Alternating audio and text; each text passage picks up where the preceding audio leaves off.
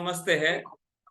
बहुत सारी चीजें पिछले सेशन में और पिछले वीडियोस में मैंने कवर की है, तो आगे के वीडियोस में हम आज के वीडियो में हम आगे का पार्ट हिप्नोथेरेपी का समझने वाले। सो लॉज ऑफ माइंड, कैसे जो है हिप्नोथेरेपी काम करती है, कैसे हमारा मन काम करता है और किस तरह से जो है हमारे साथ अच्छी या बुरी बातें होती है, ये हमें अगर समझना है तो हमें लॉज ऑफ माइंड ये समझना होगा कि कुछ नियम है, कुछ लॉज है, उसके आधार पर हमारा मन जो है काम करता है, जिसके वजह से हमें अच्छा या बुरा जो है रिजल्ट मिलता है। तो क्या है लॉ मन के? लगभग 13 लॉज है, 13 यानी कि 13 लॉज है जो हम इस कोर्स में कवर करने वाले हैं। उन 13 में से 3 लॉज के बारे में मैं अभी आपको बताने वाला हूं, जिसके वजह से हमारा माइंड क्या करता है, हमारा सबकॉन्शियस माइंड की लॉज की मैं बात कर रहा हूं कि वो क्या करता है, किसी भी अच्छी चीज को या किसी भी बुरी चीज को अपने अंदर ले लेता है और फिर साइकोसोमेटिक, साइकोलॉजिकल ऐसे डिसऑर्डर्स हमारे अंदर में होते हैं। तो ये लॉज आपको पता होना जरूरी है, क्योंकि अगर आपको पता नहीं रहेगा तो आप कैसे इसको अपने आप को हील कर पाओगे। और यही लॉज जब हमारे साथ जो लोग रहेंगे, आप ग्रुप थेरेपी दे रहे हो या 1-to-1 थेरेपी दे रहे हो, तो उसमें उस पार्टिसिपेंट को, उस क्लाइंट को भी हमें समझाने हैं, ताकि हम उसको हीलिंग दे पाए, उसको हम जो है ठीक कर पाए, उसको हम जो है सजेशन दे पाए और उसके लाइफ में हम बदलाव ला पाए। तो क्या है ये लॉ? वर्किंग ऑफ माइंड के साथ आज हम क्या करने वाले हैं, वर्किंग ऑफ माइंड के साथ आज हम लॉज भी समझने वाले। तो 3 मुख्य लॉ है जिसके आधार पर सारे बातें हमारे साथ होती है।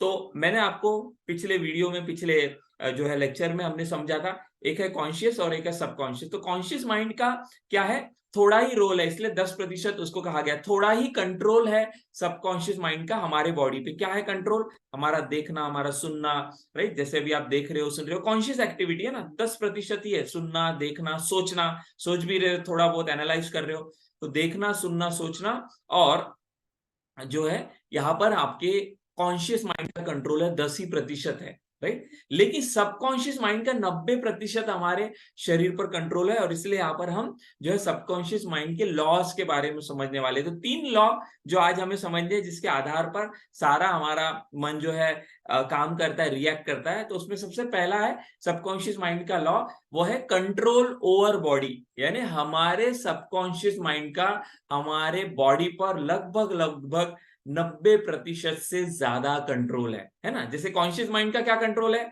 देखना, सुनना, सोचना, है ना? जैसे आप देखना बदल सकते हो, राइट? सुनना बंद कर सकते हो कान में रुई डाल के, कंट्रोल है ना यहाँ पर आपका, राइट? सोचना, आप कोई और विचार ला सकते हो, नवरात्र चल रहा है ना? तो नवरात्र में आवाजें आ रही है, तो आप क्या है, सोचना, ये भी कर सकते हो। तो देखना, सुनना, सोचना, ये लगभग कुछ एक्टिविटी जो है एनालाइज करना, ये कॉन्शियस माइंड का 10%। लेकिन आपका ज्यादा कंट्रोल आपके सबकॉन्शियस माइंड का किसका है? बॉडी के ऊपर किसका? सबकॉन्शियस माइंड का है। जैसे जब आप सुन रहे हो, देख रहे हो, सोच रहे हो, उसी समय आपकी आंखों की ब्लिंकिंग हो रही है, आप कंट्रोल कर रहे हो क्या? नहीं।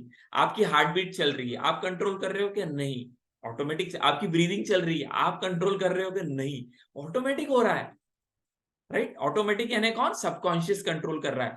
आपकी जो है डाइजेशन चल रहा है, जो आपने कुछ खाया था, आपने आपके पैर से लेके सिर तक क्या हो रहा है? ब्लड फ्लो हो रहा है। तो ये कौन कर रहा है? आप कर रहे हो क्या? नहीं। तो सारी चीजें जो है कौन कंट्रोल कर रहा है? हमारा सबकॉन्शियस माइंड। और इसके अलावा भी बहुत सारी केमिकल प्रोसेस आपके बॉडी में चल रही है, राइट? अलग अलग जगहों पर बॉडी में कुछ चीजें पहुंचानी है, तो हमारे सेल्स के माध्यम से जो है आपके बॉडी के अंदर का पूरा सिस्टम काम कर रहा है। तो यहाँ पर आपके किसका कंट्रोल है? सबकॉन्शियस माइंड का कंट्रोल है, राइट? 90% जो है कंट्रोल सबकॉन्शियस माइंड का है। तो पहला लॉ हमने समझा, सबकॉन्शियस माइंड का कंट्रोल हमारे बॉडी पर है। दूसरा लॉ क्या है कि सबकॉन्शियस माइंड ये सच और झूठ के, इसमें क्या है, अंतर डिफाइन नहीं कर सकता। सबकॉन्शियस माइंड सच और झूठ के अंतर में, दोनों के इसमें ना डिफरेंशिएट नहीं कर सकता, राइट? और इसी के वजह से इसी चीज का फायदा जो है भी है, नुकसान भी है ना? कुछ विचार चल रहे हैं, तो सच और झूठ में उसको अंतर समझ में नहीं आता, तो वो विचार क्या करता है, बार बार विचार चलते हैं, तो विचार पकड़ लेता है, बॉडी पे उसका कंट्रोल है, और वैसे सिम्टम्स वो बॉडी पे दिखाई हमें देता है, राइट? तो और अच्छे विचार वैसे रखेंगे तो हमारे बॉडी पे अच्छे जो है सिम्टम आएंगे। और तीसरा जो लॉ है वो क्या है कि वो फॉलो करता है कॉन्शियस माइंड के ऑर्डर। यानी यहाँ पर भले ही सबकॉन्शियस माइंड का कंट्रोल हमारे बॉडी के ऊपर 90% है, जैसे अलग अलग फंक्शन मैंने बताए, लेकिन ये जो है सच और झूठ में इसको अंतर पता ना होने के वजह से जो भी कॉन्शियस माइंड के तरफ से आता है, तो हमारा सबकॉन्शियस माइंड एक सर्वेंट की तरह क्या करता है, कार्य करता है, एक नौकर की तरह उन विचारों को लेता है, क्योंकि खुद का अपना उसका जो है क्या है, क्रिटिकल जो है सिस्टम नहीं है। वो मात्र आए हुए विचारों को वैसे ही एक्सेप्ट करता है और लॉज ऑफ माइंड के वजह से और लॉज ऑफ जो है नेचर के वजह से वैसे रिजल्ट जो है हमारे जीवन में लाकर देता है। तो ऐसे और भी लॉज है, बट आज अभी फिलहाल हिप्नोथेरेपी के एंगल से हमें ये 3 लॉज को समझना है। पहला है कंट्रोल ओवर बॉडी, तो मैंने आपको कुछ एग्जांपल दिए, इसके ऊपर एक्सरसाइज भी हम करने वाले। दूसरा क्या है कि उसको सच और झूठ में अंतर समझ में नहीं आता, तो इसके ऊपर ही अभी हम एक्सरसाइज करने वाले। और तीसरा क्या है कि वो एक नौकर की तरह जो भी बाहर के मन में कॉन्शियस माइंड में विचार किए जाते, बार बार विचार किए जाते, लगातार विचार किए जाते, तो उन विचारों को, उन कल्पनाओं को क्या करता है, अंदर में ले लेता है और वैसे परिणाम, क्योंकि उसका कंट्रोल है बॉडी के ऊपर, सच और झूठ उसको समझता नहीं और नौकर है, तो इसलिए क्या करता है, वैसे विचारों को वो मानकर हमारे बॉडी पे सिम्टम प्रोड्यूस करता है। और अगर अच्छे विचार रहेंगे तो अच्छे सिम्टम, और नकारात्मक विचार रहेंगे तो नकारात्मक सिम्टम। और इसी के आधार पर क्या होता है, अच्छी या बुरी बातें, इसी के आधार पर जो है हिप्नोथेरेपी में हम क्या करते हैं, इन्हीं नियमों का इस्तेमाल करके जो नेगेटिव है उसमें से निकालते हैं और जो पॉजिटिव है उसमें प्रोग्राम करते हैं। बट वाकई में हमारा मन सच और झूठ में अंतर समझ में नहीं आता क्या, उसको हम समझेंगे। वाकई में हमारा मन जो है ये नौकर की तरह काम करता है क्या, ये भी हम अभी एक प्रैक्टिकल से समझेंगे। और वाकई हमारा मन जो है वो क्या करता है, बॉडी पे उसका कंट्रोल है क्या। तो चलिए एक छोटा सा एक्सरसाइज करेंगे। एक्सरसाइज क्या है, बहुत सिंपल है और हो सकता है आपने किया होगा। आपको सीधा बैठना है, सिट स्ट्रेट, और जो लोग रिकॉर्डिंग सुन रहे हैं वो भी एक्सरसाइज करेंगे, क्विक एक्सरसाइज, राइट। खुली आंखें हैं, हाथ इस तरह से रखेंगे, अपना राइट हैंड इस तरह से रखेंगे या लेफ्ट हैंड, जो भी हैंड है इस तरह से, और देखेंगे उसको, आपके हाथ को देखेंगे और आपके हाथों में देखेंगे, राइट। क्या करेंगे, कल्पना करेंगे, देखेंगे, सोचेंगे, विचार रखेंगे कि आपके हाथों में नींबू है जो 2 पीसेस में डिवाइड किया हुआ है ना, जैसे काटा हुआ एक नींबू है, एक रसीला नींबू है, पीले कलर का, देखो वहां पर वो रखा हुआ है आपके हाथों में। बहुत रसदार नींबू, बड़ा सा नींबू हाथों में कटा हुआ है, 2 टुकड़ों में है, 2 टुकड़े वहां पर है, देखो उसको अच्छे से। और उसको देखते हुए मन में विचार लाओ, कल्पना करो कि देखो उसका रस कैसे आपके हाथों में बह रहा है और उसके वजह से खुशबू भी आपको आ रही है। उसको अच्छे से देखो, पीले कलर का है, रसीला है, इमेजिन करो, कल्पना करो, बहुत रसीला नींबू, इतना रसीला कि देख के मुंह में पानी आ रहा है, बहुत रसीला है, राइट। अब उस नींबू का जो है उसका खुशबू लो, अपने नाक के सामने लाओ, मुंह के सामने लाओ, खुशबू लो, देखो उसकी खुशबू आ रही है। और उसको पकड़ो एक पीस को, और क्या करो, उसको स्क्वीज करो, स्क्वीज, उसको निचोड़ो। और निचोड़ रहे हो तो देखो कैसे उसमें से रस टपक रहा है, कैसे बह रहा है, और कैसे उसके रेशे रेशे जो है वो, और खुशबू आ रही है, बड़ा सा नींबू है, पूरा स्क्वीज करो, वेरी गुड। और पूरा खट्टा खट्टा जो स्मेल भी आ रहा है आपको, खुशबू भी आ रही है, उस पीस को फेंक दीजिए। और दूसरा जो पीस है उसको अपने हाथ में पकड़िए और उसको अच्छे से देखिए, आपके हाथों में है, और आपके नमक डालिए थोड़ा उस पे, नमक, नमक डालिए, वेरी गुड। और नमक डालने के बाद और खुशबू आ रही है, और उस पीस को अभी धीरे धीरे क्या करेंगे, उस नींबू के पीस को, लेमन के पीस को अपने मुंह के तरफ लेके आएंगे, लेके आओ, लेके आओ, लेके आओ, थोड़ा और मुंह खोलेंगे और दोनों दांतों के बीच में रखेंगे। Yes. Now honestly share me in the chat box. अभी आंख खुली थी, चैट बॉक्स में कितने लोगों को वाकई में थोड़ा ना थोड़ा सलाइवा जो है प्रोड्यूस हुआ, चैट बॉक्स में टाइप करेंगे, just type in the chat box, कितने लोगों को सलाइवा, राइट, चैट बॉक्स में टाइप करेंगे कितने लोगों को थोड़ा ना थोड़ा सलाइवा जो है प्रोड्यूस हुआ। हम हालांकि हमने खुली आंखों,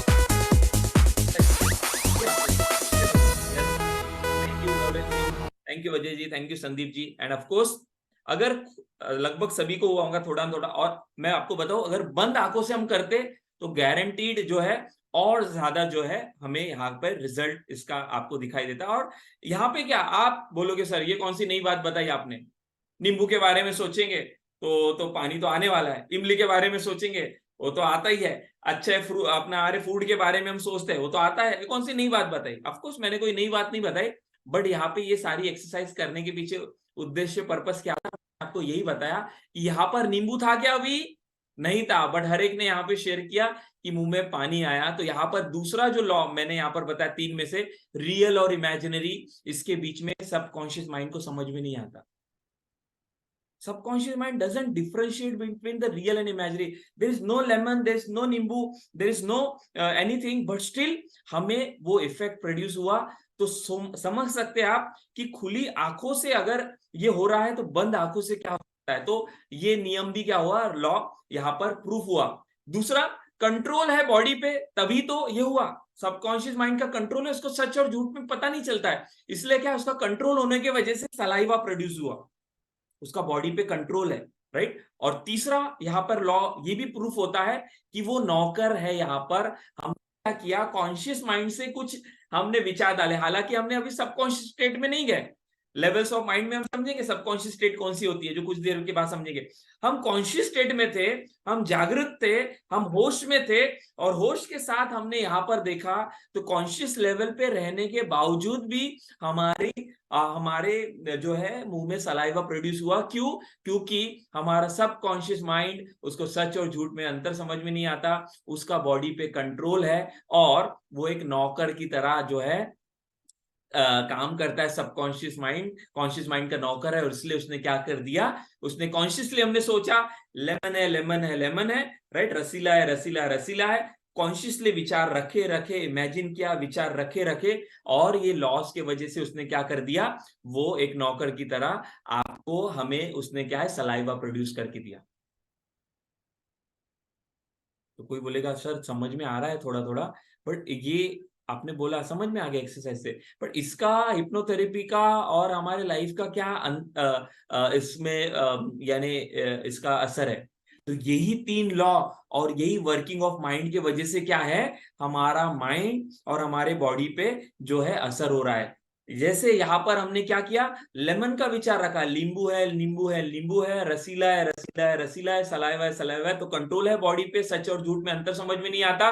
नौकर है कॉन्शियस माइंड का, कॉन्शियस माइंड के कुछ विचार रखे विचार रखे विचार रखे, तो उसने क्या किया, वो विचार हमारे सबकॉन्शियस माइंड में गए, और वैसा हमारे सबकॉन्शियस माइंड ने जो है वैसा हमारे बॉडी पे सलाइवा प्रोड्यूस करके दिया। तो इसी प्रकार जो है साइकोसोमेटिक डिसऑर्डर्स होते हैं। जैसे किसी इंसान के या किसी पर्सन के या किसी स्टूडेंट के, मान के चलो कुछ लाइफ में घटनाएं हुई और कुछ कारण की वजह से क्या हुआ, उसको नींद नहीं आ रही है, नींद नहीं आ रही है, होता है ना कभी कभी, काम बढ़ गया, स्टडी बढ़ गई, या कुछ चिंता के विचार थे, तो उसके वजह से, या घर में कुछ ऐसी घटना हो गई जिसके वजह से एक दो दिन नींद नहीं आई। अब नींद नहीं आई तो उसको नींद नहीं आई तो क्या हुआ, फिर वो विचार वो दोहराने लगता है। यानी क्या कि वो विचार लोगों को बताता है, अरे मुझे नींद नहीं आ रही है, अरे मुझे नींद नहीं आ रही है, अरे मुझे नींद नहीं आ रही है, अरे मुझे नींद नहीं आ रही है। फिर फ्रेंड मिलता है, उसको बोलता मुझे नींद नहीं आ रही है, उसको बोलता मुझे नींद नहीं आ रही है। तो ऐसे बार बार नींद नहीं आने, नींद नहीं आना, नींद नहीं आना, ये विचार जब रिपीट करेंगे कॉन्शियसली, तो कुछ दिनों के बाद क्या करता है, सबकॉन्शियस माइंड उन विचारों को लेता है, क्योंकि सबकॉन्शियस माइंड क्या है, नौकर है। वो क्या देखता है, मालिक कौन है, कॉन्शियस माइंड। तो वो देख रहा है कि मालिक क्या सोच रहा है, नींद नहीं आने के विचार, तो वो विचार नींद नहीं आने के बार बार दोहराने की वजह से वो जाते हैं सबकॉन्शियस माइंड में, और सबकॉन्शियस माइंड से ब्रेन में कुछ ऐसे स्विचेस है जो हम आगे समझेंगे कि हमारे ब्रेन में कुछ स्विचेस है, ये विचार बार बार दोहराने की वजह से ब्रेन क्या करता है, उन स्विचेस को जिसके वजह से हमें नींद आती है उसको वो बंद कर देता है, और फिर नींद ना आना, इसके प्रॉब्लम जो है शुरू होते हैं, राइट राइट। इसी प्रकार यहाँ पे एक उदाहरण ये वाला, इसी प्रकार कोई स्टूडेंट है, अगर मान के चलो वो विचार रख रहा है कि मुझे तो याद ही नहीं रहता है ना, ऐसा होता है ना, स्टडी है, उसको स्टडी की टेक्निक नहीं पता। यहाँ पर पाठक जी एंड ऑल जो स्टूडेंट के साथ डील कर रहे हैं उनके लिए ये बहुत इंपॉर्टेंट एग्जांपल है, ध्यान से।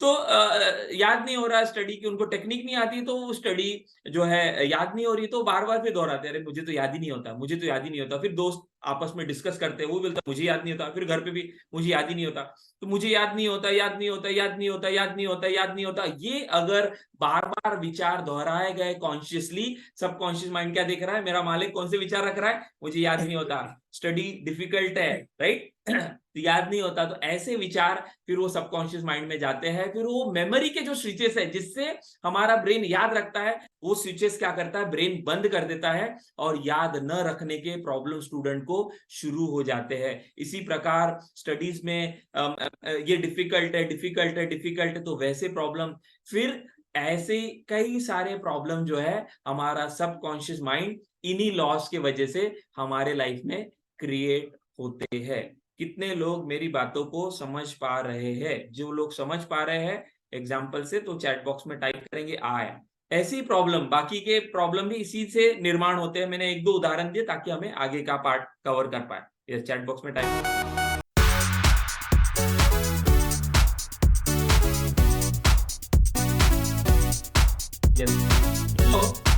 तो यहाँ पर मैंने एक दो उदाहरण दिए, ऐसे ही कई सारे उदाहरण। तो जैसे लोगों के लोग बोलते ना कि अलग अलग बीमारियां, तो यहाँ पर मैंने नींद ना आना या ये कहा, तो कुछ लोग फिर बोलते हैं कि आजकल तो मुझे भूख ही नहीं लगती, है ना, एपेटाइट का जो होता है ना, भूख ही नहीं लगती। अब भूख नहीं लगने के बहुत सारे कारण हो सकते हैं, है ना, खाना पसंद ना आना या कुछ स्ट्रेस है, तनाव, उस वजह से क्या होता है कि शरीर खाना नहीं खाता है कुछ, तो हम वो बार बार अगर वो विचार भूख ही नहीं लगती, भूख ही नहीं लगती, भूख ही नहीं लगती, तो फिर क्या होता है, ब्रेन वैसे, सबकॉन्शियस माइंड वैसे विचार लेता है, ब्रेन वो स्विचेस को बंद करता है और इस तरह से भूख न लगना, राइट, नींद ना आना, याद न रख पाना, राइट, और ऐसे कई सारी जो है साइकोलॉजिकल डिसऑर्डर्स ऐसा हमारा जो है ब्रेन प्रोड्यूस करता है।